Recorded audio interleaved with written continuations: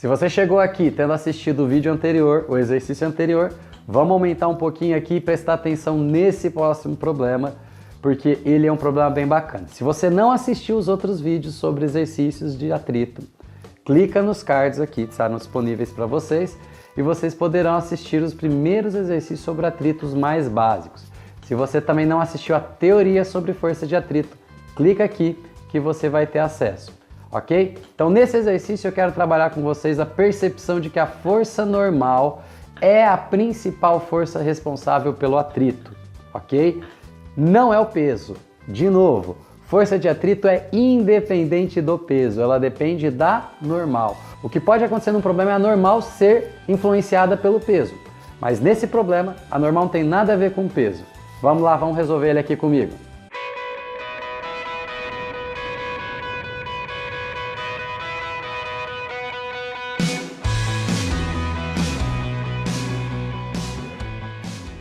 Na figura está representado um bloco de 2 kg sendo pressionado contra a parede por uma força F.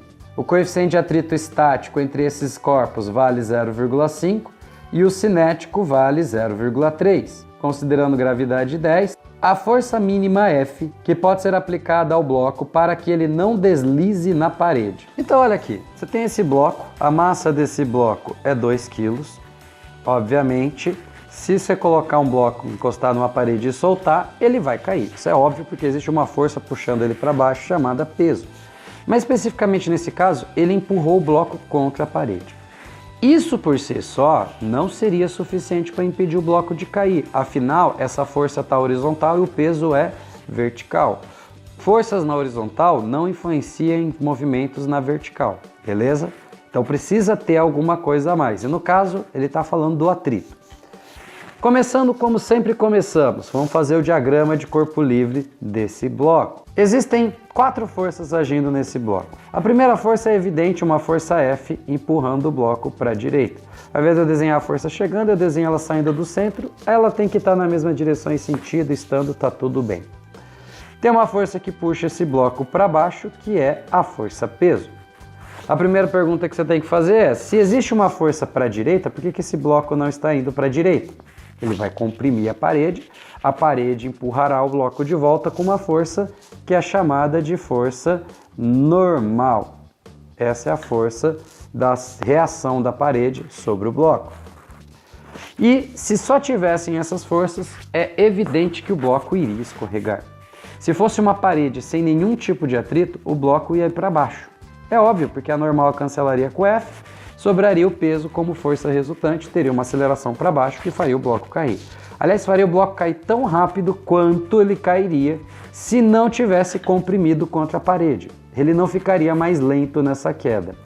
Como tem atrito, o atrito se opõe à tendência do escorregamento. A tendência desse bloco é escorregar para baixo. Portanto, surgirá no bloco uma força de atrito para cima. Essa força de atrito é a causa do bloco não escorregar. Como o enunciado quer que o sistema fique em repouso, ele não quer que haja movimento, tanto no eixo que eu vou chamar aqui de eixo X, como no eixo que eu vou chamar aqui de eixo Y, a resultante das forças tem que ser zero. Desculpa que os eixos ficaram meio tortos, mas dá para você entender. No eixo X, para a resultante ser zero, a força F que eu vou aplicar tem que ser igual à força normal. Para elas se anularem, elas têm que ter o mesmo valor, uma vez que forças em sentidos opostos subtrai e para dar zero elas têm que ter o mesmo valor. Porém, no eixo Y, para a resultante ser zero, eu também posso afirmar que força de atrito tem que ser igual ao peso. Agora você pergunta, como que eu vou achar a resposta do problema? Ele perguntou o valor da força F. Para achar o valor da força F, eu preciso da normal. Em se tratando de atrito estático, porque o bloco não vai escorregar, a força de atrito estático depende da força que está tentando escorregar ele. No caso, depende do peso. Porém, a força de atrito estático, ela depende da normal. Lembra da força de atrito máxima, que é o coeficiente de atrito estático vezes a normal? Essa força de atrito depende da normal. Consequentemente, depende da força F que eu estou aplicando. Isso significa que se eu aplicar uma força F na parede muito pequena, o bloco vai escorregar. existe uma força mínima, de modo que a normal, que é igual a F, seja suficiente para gerar uma força de atrito que é suficientemente grande para se igualar ao peso. Portanto, como ele quer saber o mínimo valor de F, esse mínimo valor de F vai ter que ser suficiente para gerar uma força de atrito máxima igual ao peso. Então a gente considera que essa força de atrito aqui é a força de atrito máxima. Se é a força de atrito máxima, ela vale o coeficiente de atrito estático vezes a normal. Isso tem que ser igual ao peso. Lembrando como calcula peso, massa vezes aceleração da gravidade. A massa é 2, a gravidade é 10, o peso é 20 N. Substituindo aqui, o coeficiente de atrito estático vezes a normal tem que valer o peso, que é 20. Ah, ele deu o coeficiente de atrito. Aqui você tem que tomar cuidado, ele deu dois coeficientes de atrito, 0,5 e 0,3. Como o bloco não vai escorregar, é o estático que você usa, 0,5. A normal, a gente não sabe, isso tem que ser igual a 20. Logo, a normal vai valer 40, né, porque passa o meio dividindo, 20 dividido por meio dá 40 newtons. A pergunta foi qual é o valor da força F. O F vai ter que ser igual a normal, que vale 40 newtons. Olha só que legal. Se o exercício perguntasse diferente, vamos supor que ele me desse um probleminha, onde ele dissesse assim: se eu aplicar uma força de 30 newtons, qual será a aceleração adquirida pelo bloco? Eu falo que 30 newtons vai ter aceleração, afinal de contas, se a força mínima para o bloco ficar em repouso é 40, 30 newtons vai ter aceleração. O bloco não vai conseguir ficar em repouso.